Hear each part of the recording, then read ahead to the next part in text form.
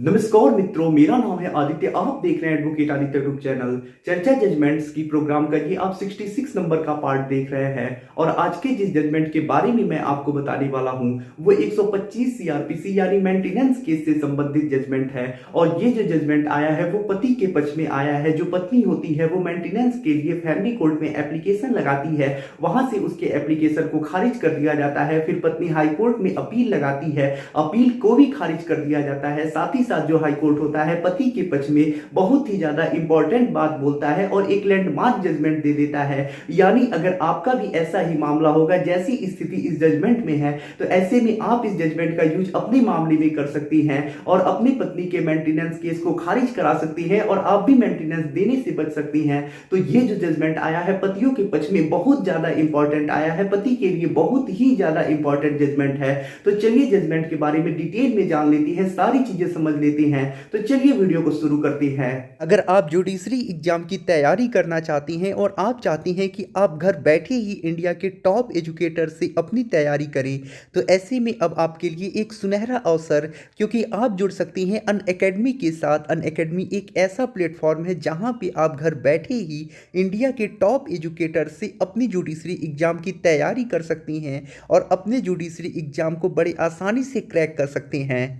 Unacademy पे 19 days master course for MP judiciary exams का एक नया बैच स्टार्ट किया गया है, जिसमें जो आपके एजुकेटर होंगे वो Pankaj Tripathi sir, Siddharth Dubey sir, Alak Kumar sir, Karan Sangwan sir और अर्चना मैम होंगी। ये जो भी एजुकेटर आपको दिख रहे हैं वो इंडिया के टॉप एजुकेटर्स में से आती हैं और ये जो एजुकेटर हैं वो आपको लॉ की नॉलेज देने के साथ ही साथ ऐसे टिप्स भी देंगे जिन टिप्स की मदद से आप अपनी जुडिशरी एग्जाम को बड़े आसानी से क्रैक कर पाएंगे।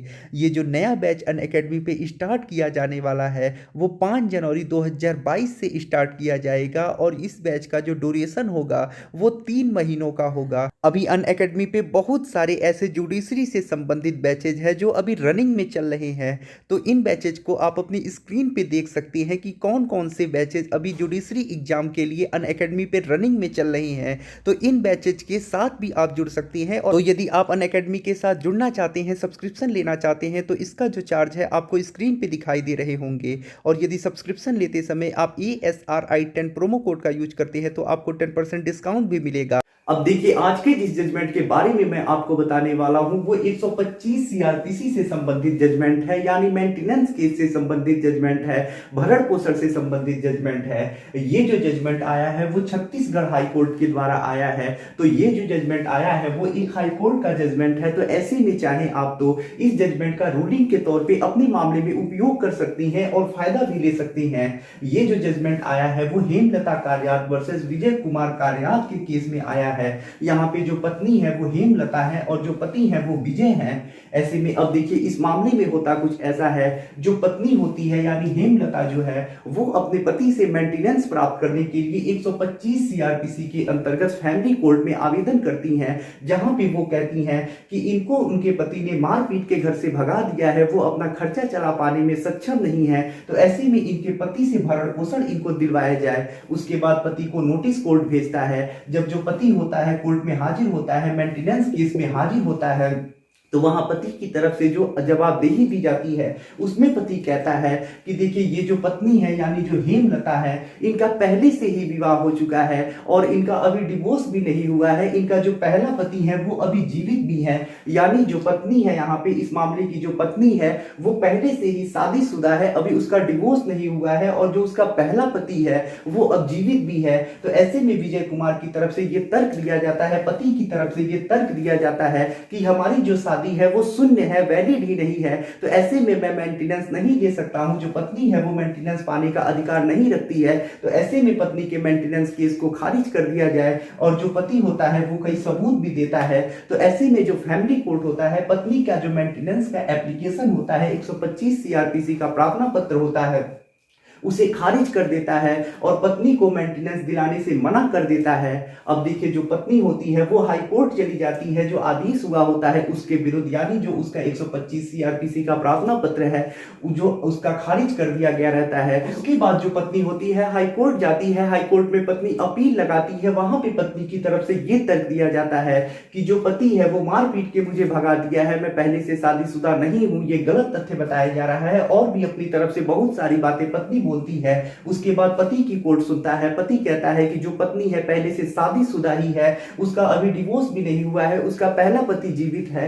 और पति जो होता है साक्ष्य भी देता है वहां पे, और पति ये बात साबित कर देता है कि जो पत्नी है वो शादीशुदा है, अभी उसका डिवोर्स नहीं हुआ है, अभी उसका पहला पति जीवित ही है। और ऐसे में पति कहता है कि मैंने शून्य विवाह के लिए प्रार्थना पत्र भी लगा दिया है, हमारी जो ये शादी है वो वैलिड नहीं है, हमारा ये जो विवाह है हिंदू विवाह अधिनियम की धारा 5 का उल्लंघन कर रही है, और मैंने इस विवाह को शून्य कराने के लिए कोर्ट में हिंदू विवाह अधिनियम की धारा 11 के तहत प्रार्थना पत्र भी दे दिया है। तो पति की तरफ से ये सारे तर्क दिए जाते हैं, सबूत दिए जाते हैं। जब हाई कोर्ट जो होता है पूरे मामले को देखता है, दोनों पक्षों की सुन लेता है, उसके बाद मामले का गहन अध्ययन करता है, जिसमें हाई कोर्ट भी यही चीज पाता है कि जो पत्नी है वो पहले से शादीशुदा है, उसका भी डिवोर्स नहीं हुआ है, पहला पति जीवित ही है, और इसी वजह से उसके मेंटेनेंस एप्लीकेशन को फैमिली कोर्ट ने खारिज कर दिया है। तो ऐसे में हाई कोर्ट कहता है कि फैमिली कोर्ट के द्वारा जो आदेश दिया गया है वो बिल्कुल सही दिया गया है, पत्नी पहले से शादीशुदा है, उसने ये बात पति को बताई भी नहीं, और उसका भी डिवोर्स भी नहीं हुआ है, पहला पति जीवित भी है।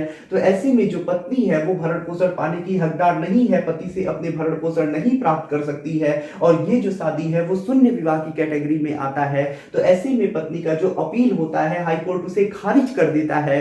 अब यहाँ पे पति को सफलता मिल जाती है, जो पति होता है वो मेंटेनेंस देने से बच जाता है, क्योंकि पत्नी पहले से शादीशुदा थी, उसका भी डिवोर्स नहीं हुआ था, उसका पहला पति जीवित था, और ये जो शादी थी वो शून्य विवाह की कैटेगरी में आ रही है।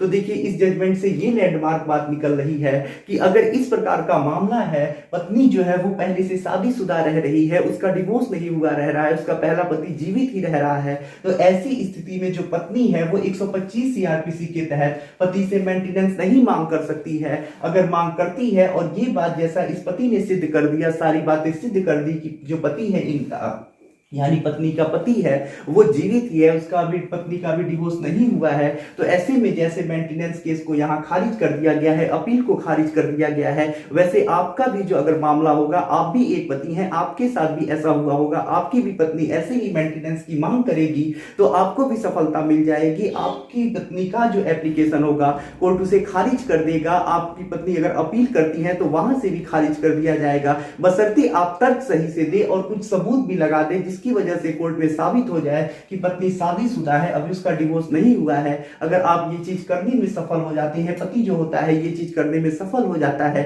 तो वो मेंटेनेंस देने से बच जाएगा। और साथ ही साथ अगर आप चाहें तो इस जजमेंट का यूज रूलिंग के तौर पे अपने मामले में कर सकते हैं और फायदा भी ले सकते हैं। तो आशा करता हूं सारी चीजों को आप समझ चुके होंगे, और ये जजमेंट आप लोगों के लिए अगर आपका भी ऐसा ही मामला होगा तो उपयोगी सिद्ध होगा।